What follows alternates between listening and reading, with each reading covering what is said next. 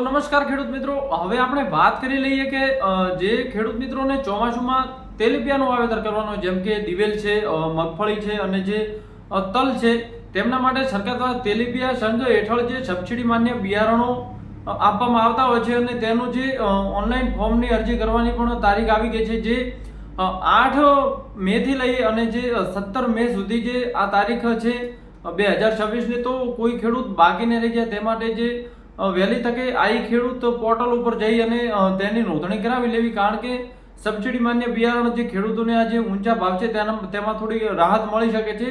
તો કોઈ પણ ખેડૂત રહી ના જાય. આ ચોમાસુ પાકમાં જે પણ ખેડૂત જે મગફળી છે, કોઈ દિવેલનું વાવેતર કરતા હોય છે, તો કોઈ તલનું વાવેતર કરતા હોય છે, તો તેમને બધા જ માટે તેલીબિયા સંઘ દ્વારા જે સરકાર માન્ય જે સબસિડીવાળા બિયારણો આપવાની જે ઓફર ચાલી રહી છે તેના ફોર્મ તો ચાલુ થઈ ગયા છે. તો કોઈ પણ ખેડૂત મિત્ર બાકી ના રહી જાય ચોમાસુ પાકમાં જેને આ વાવેતર કરવાના છે. તો આ ખેડૂત ઉપર આપણે જે પોર્ટલ ચાલુ થઈ ગયેલ છે, તો અને જો ના ખબર પડતી હોય તો આજુબાજુ જે કોઈ પણ ઝેરોક્ષવાળા હોય ત્યાં તમે કોમ્પ્યુટર દ્વારા પણ આ ફોર્મ ભરાવી શકો છો. અને જરૂરી ડોક્યુમેન્ટની વાત કરીએ તો પહેલું તો જે આધાર કાર્ડ છે, 8 આના જે ઉતારા છે, જે જમીન હોય, બેંકની પાસબુક છે અને ખાલી મોબાઈલ નંબરમાં જે ઓટીપી આવે તે આપશો એટલે તમારું ફોર્મ કમ્પ્લીટ થઈ જશે. પણ હા, ઓછામાં ઓછી 1 હેક્ટર તો જમીન હોવી જોઈએ. તેથી જો નીચી હશે તો આ ફોર્મ તમે નહીં ભરી શકો, અને 1 હેક્ટરથી વધુ હશે તો તમે સરળતાથી આ ફોર્મ ભરી શકશો. તો મિત્રો, કોઈ રહી ન જાય તેની ખાસ તકેદારી રાખવી.